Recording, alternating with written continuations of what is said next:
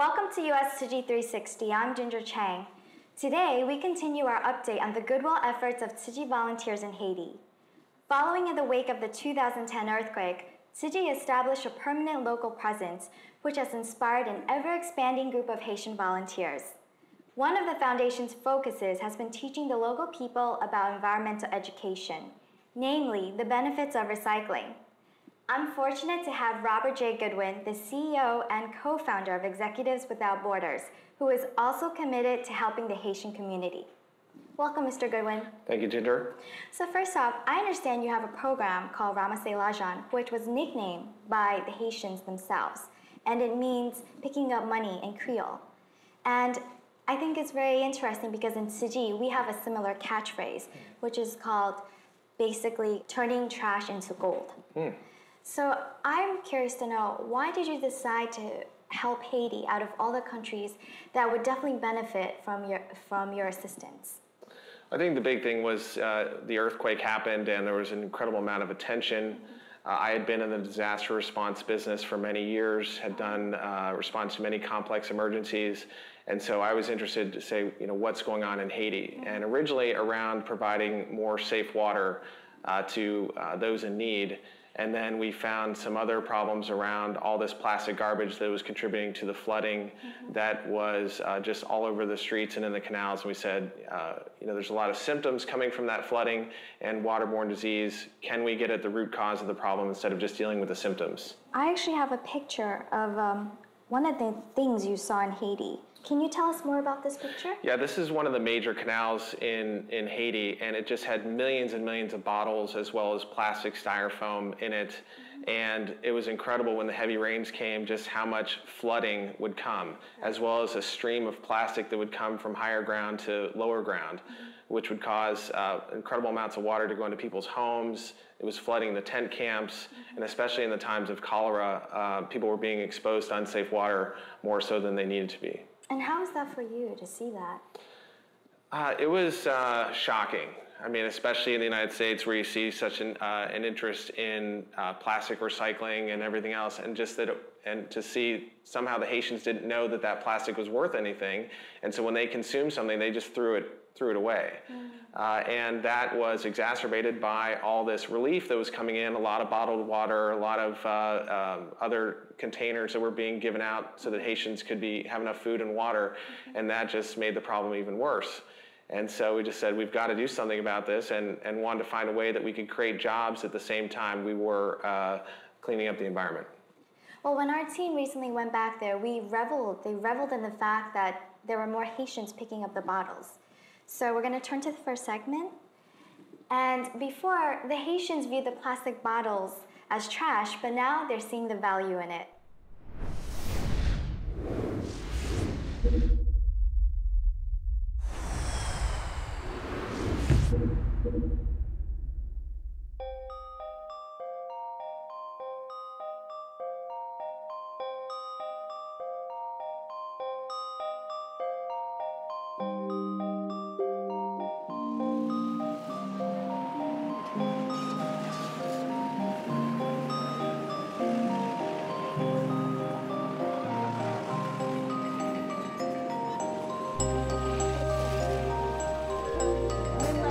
I saw other people picking up the bottles, and I just decided to do the same.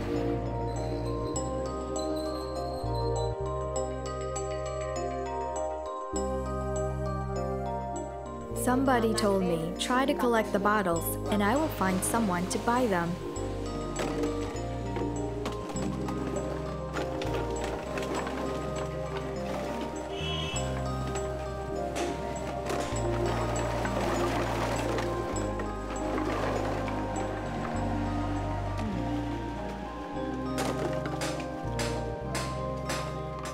I don't do anything else because I don't have any business. I don't sell anything. This is why I do this, in order to pay for school for my kids. I used to wake up around 5 a.m. Sometimes I wake up at 7. I can also wake up at 4 a.m. when I have things to do at home before my kids go to school, because they're all still really little. What I make is not so much money, but it's enough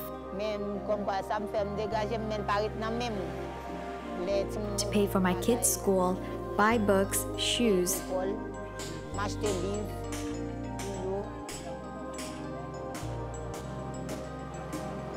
And when they get sick, I have saved bottles that I can sell to get a little bit more money so they can see a doctor.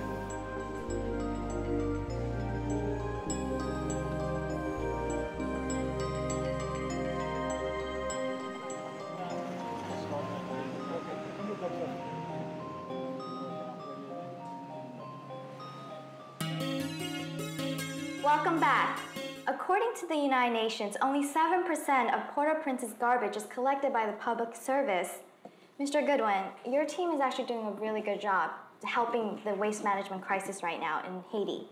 But I wanted to know how you and your team, how were you able to educate? What was the approach you guys took to actually show the Haitians the value in what they had thought was garbage?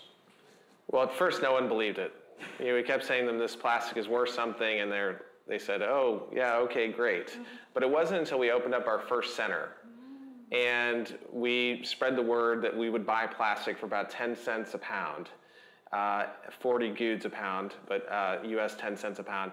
And when we went there, when we opened it up, the first people that came with bags, some of them only had maybe 10 to 20 bottles. We showed them how they had to be clean. We showed them, the different types and what we paid per type of plastic. We put it on the scale and weighed it and paid them cash on the spot. And the amazement and their just look at this money that they didn't have, especially with Haiti's minimum wage is about $5 a day. And suddenly, just in a few hours of collecting, they could get, $10 to $20 a day. It was just so empowering for me to kind of see them. And then when you ask them, well, what are you going to do with this money? And they would say, I'm going to buy some food for myself because I'm really hungry. I'm going to buy some food for my family. I'm going to put some away so I can, just have a little bit more security. And that was enlightening. So, and as soon as that person did it, they started bringing more plastic, but then the word spread. And so it's pretty much, we haven't had to do a lot of marketing. We essentially put one in the community, and within weeks, everyone knows, and there's people from all over bringing plastic. Then can you tell us more about some of the aspects about Ramasser l'argent, the process? Sure. So center is put into place. Let's take Léogâne, for example. So we put a center in Léogâne, open it up for business. People bring plastic. They get paid about 10 cents a pound for the plastic. Our centers then sort and crush the plastic and then transport it to Haiti Recycling in Port-au-Prince. And they get a minimum of 15 cents a pound for the plastic that goes then to Haiti Recycling. Haiti Recycling then washes and grinds the plastic into a flake product that can be sold on the world market at somewhere, 20 cents a pound, depending upon oil prices, depending upon cotton prices, the price of plastic fluctuates. So, and then with the money they make, they start the process all over again. So there's that kind of everyone wins when the plastic is collected. Well, we're going to take another short break and go see how Eduardo Carey and his company, Environmental Cleaning Solutions SA, EXA, is also cleaning up Port-au-Prince bottle by bottle, while at the same time creating jobs for the community.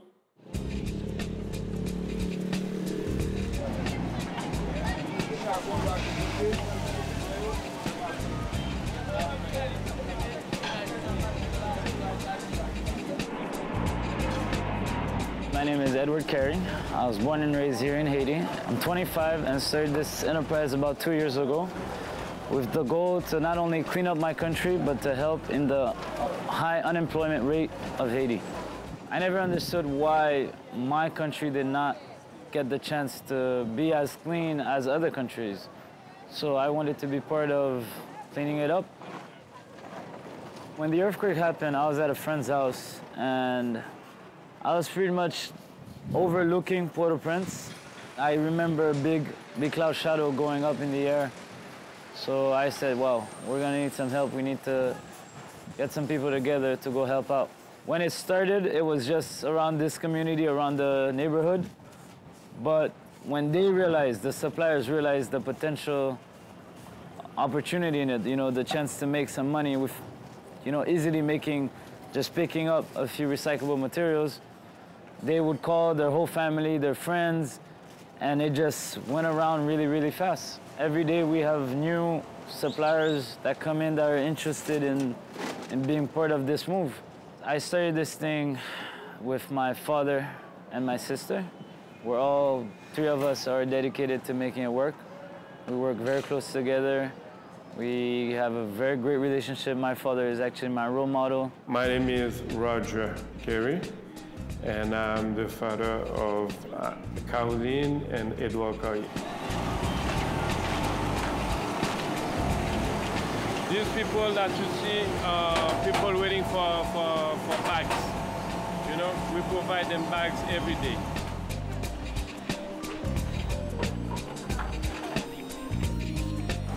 So these are the bags I was talking about.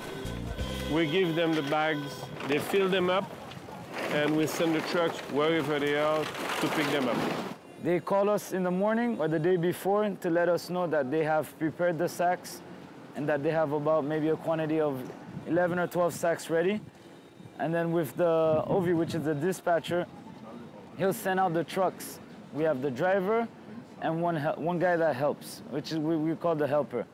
Usually every collection site has one or two people to help them load the truck.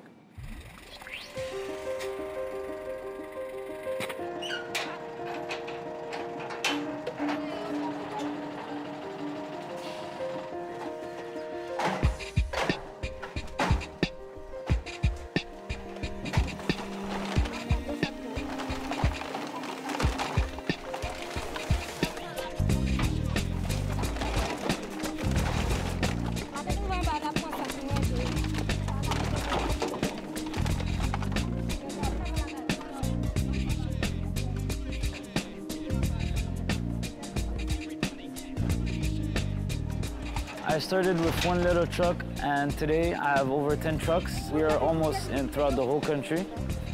But most importantly, the volume increased. You know, a lot more volume if people, you know, instead of having 2 trucks, all 10 trucks are out every day doing 4, 5, 6 trips a day. And it's gonna keep increasing.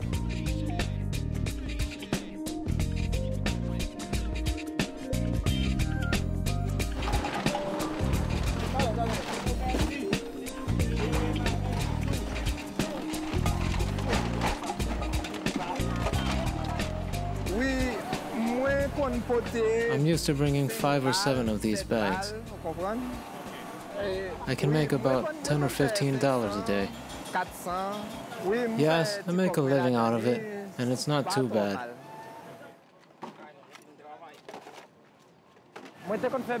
I used to have my business. I was selling ice drinks in bottles. But then in January, after the earthquake, I got sick. And then I found a job here with this company and really liked what they were doing and what I was doing as well. Before, I didn't know that it existed. I used to see the bottles on the streets, in and around the canal, so when I came here, it was a good experience. While I was driving the truck, I met people who told me they would start reusing their bottled water and not throwing them away anymore. I was happy when I saw what the company was doing with the bottles, and because now, Port-au-Prince is beautiful.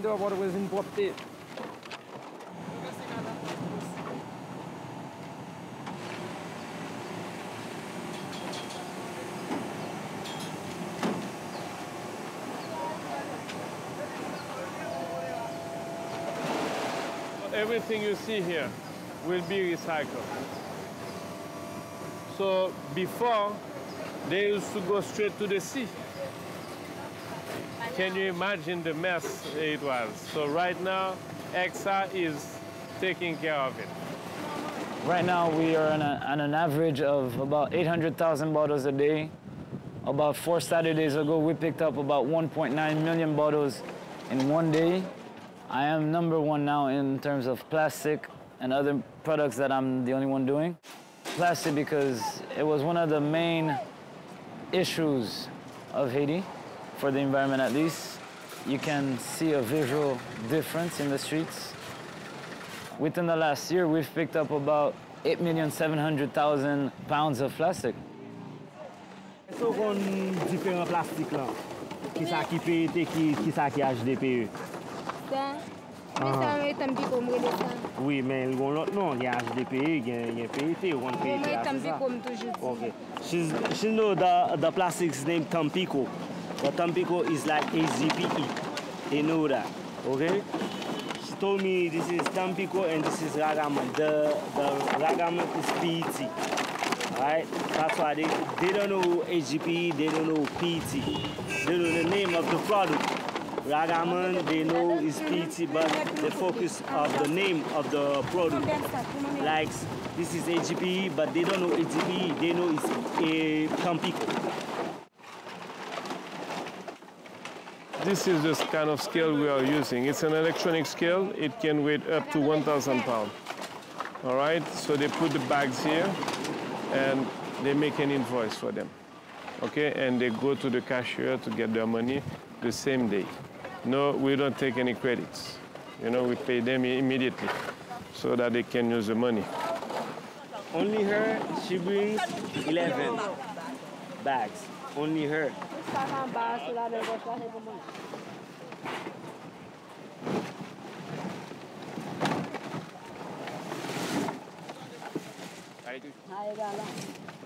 Tampico, HDP. Combien de temps qu'on prend pour charger 11 bags? Maybe 2 weeks. For 10 bags, she made 2,065 goods. It means $64 US money. It's big. For that money, maybe 1 week. She got 2 kids, she got school to pay. It's big. Mama, she have to count. Contrôlez comme là. 100, 500, 20. 600. Bon? Oui. Okay. Can I see? Good and Merci. All right, okay. We convert trash in cash, you know? So it's helping the people without work, without jobs on a daily basis. Like families are putting food on the table now. Not only are we helping the environment, but we're also giving jobs to thousands of people. You know, our logo, our slogan, it's actually, you know, saving a nation through recycling. It would be good to educate the people to understand that not only is it bad for the environment to toss out these materials, but also to teach them that they can make some money with recycling. I always had the dream to clean up Haiti. I didn't know that there was a chance of making maybe a little bit of money by doing it. So yeah, I accomplished my goal of cleaning up the country, helping out the people, and at the same time, I'm able to provide myself a salary.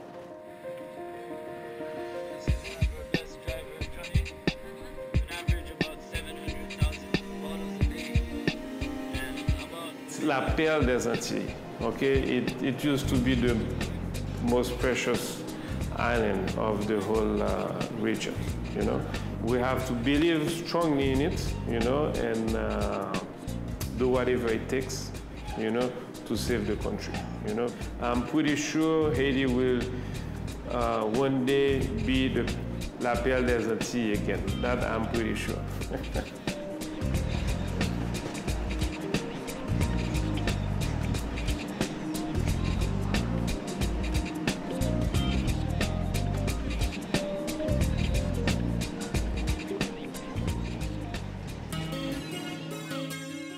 Among the top 10 reasons the EPA says to recycle PET plastic bottles is that they can be remade into a new product, such as clothing, detergent bottles, and more.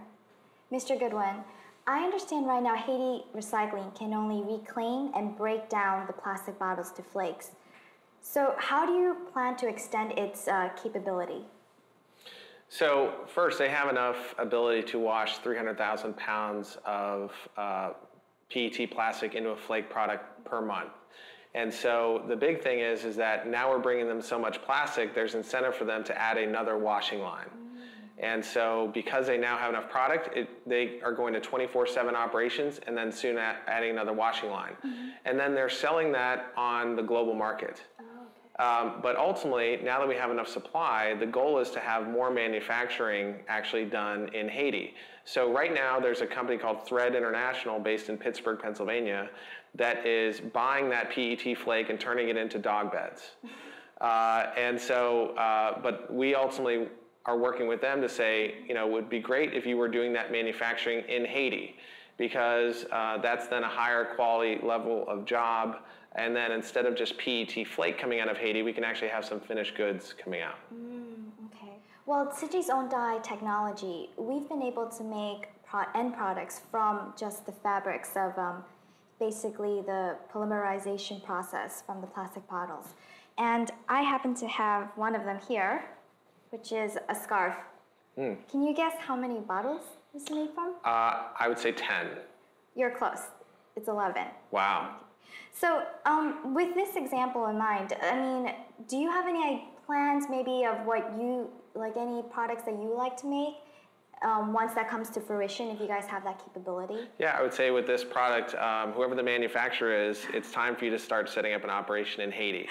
Because there's many more than 11 bottles that you can use for this. But I really, in all seriousness, I think Haiti is primed for more business investment. So the companies that can turn products into something like this scarf, or can turn it into shirts, or do those other things. Haiti used to have about 140,000 garment workers in the country. Now there's only 20,000. And so these are people that are good with their hands. These are people that are very skilled. I think the Haitians tend to get a bad rap, but the ones that I know are so hardworking and so capable that I think if companies decide to invest, that they'll be surprised at their results. Oh, okay. Well, what improvements have you seen since you stepped foot on Haiti? The big thing for me in terms of the recycling effort is the behavior change. So you just don't see Haitians anymore just throwing bottles on the street. And you can go to the biggest canal and you do not see any plastic bottles. So for me, that behavior change is important, because I think not only the Haitians understand it's worth money, but they're also starting to see the benefits of what a cleaner environment looks like. Less sickness for their children, less sickness for themselves, just a nicer beach, a nicer street. And I think if you really want tourism to improve in Haiti, tourists are not going to want to have a beach that's filled with garbage. Well, first off, I hope someone from Dye Technology reaches out to you, and hopefully you guys can work something out together. And second, if you're ever in Haiti again and you see someone wearing navy and white, that's Tiji Volunteers, navy shirt and white pants, and just say hello to them. And most important of all, thank you for being here. Well, thank you for having me. I look forward to seeing some of your volunteers in Haiti, and thanks for all you're doing. And I think you told me your jacket is made also of recycled plastic, and I hope at some point it will be, it'll have on the label Made in Haiti. Thank you. And for those of you at home, I hope you enjoyed today's presentation, and I'll see you next week.